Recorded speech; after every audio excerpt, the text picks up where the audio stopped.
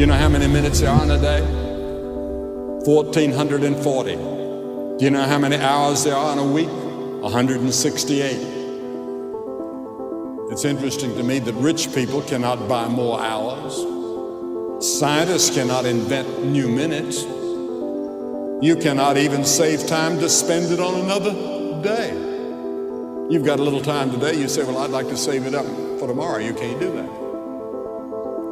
Do you number your days? Do you realize how important every single day is?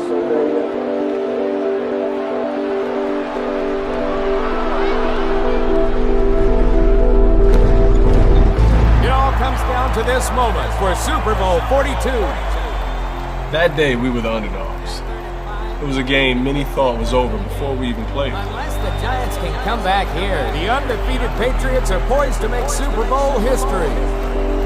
I knew I was open, but I wouldn't be open for long. Direct snap to Manning. Back to throw. The rush. As I look back, it was easy to see Eli was under duress. Gonna be hit. Gonna be sacked. No, he got out of it. Unbelievable.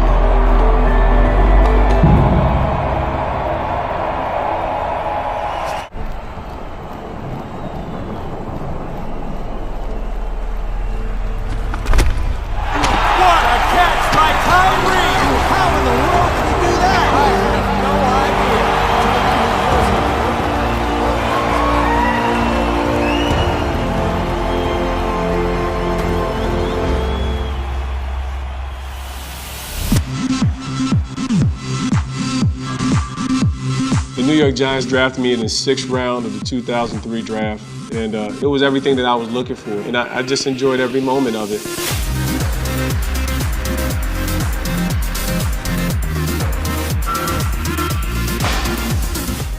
You know, most people would like to think that, you know, money would solve all your problems, and I found that the money only multiplied the evils that were in my life. It just gave me access to more of the things that I craved the most. You know, if I didn't have marijuana, now I'm able to buy all the marijuana that I wanted. You know, I was one person in public and a totally different person in private.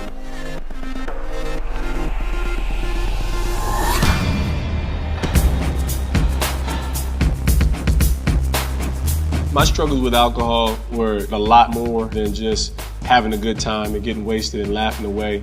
There were times where my blackouts, you know, led me to places where I woke up the next day and naked in a bed and not knowing, you know, what happened the night before. You know, I smoked weed every single day throughout my rookie year, and I began to not just smoke the weed, I began to sell the weed. I'll never forget those sirens in my rearview mirror, the sound and how my heart dropped in that very moment. You know, being asked to get out that car, and them searching the car and pulling out that half a pound of marijuana. And it was a deflating moment in my life. For the first time, you know, as I was being pulled into that Fort Lee jail cell, I realized that I was broken. You know, I was broken and there was no one to look at other than myself.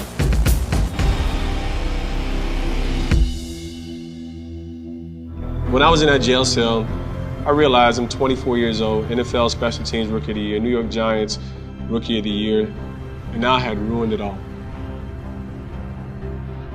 And I was broken. You know, I was broken, and and I realized that, you know what, there was no one to look at other than myself.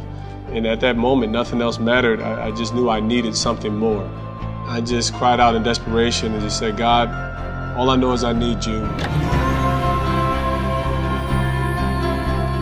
I ended up in a fetal position, crying and weeping out to God. I could no longer resist God's love. The person of Jesus Christ was now a reality in my life. It wasn't just a myth. It wasn't just a figment or this idea. The forgiveness of sins is what actually sets man free. And I was immediately transformed. I knew that I experienced a love that had changed my life forever, and I knew there was never going to be any looking back for me.